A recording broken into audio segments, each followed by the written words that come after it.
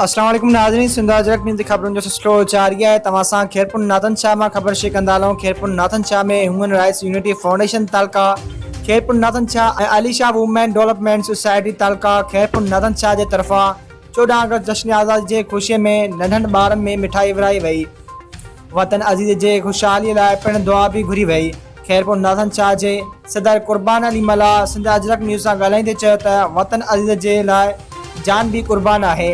उन मौके ते मौजूद सीनियर नायब सदर लियाकत सियाल, नायब सदर ज़ख्मी असलम चांडियो ऐं ज़फ़र मीरानी पिणु मौजूद हुआ।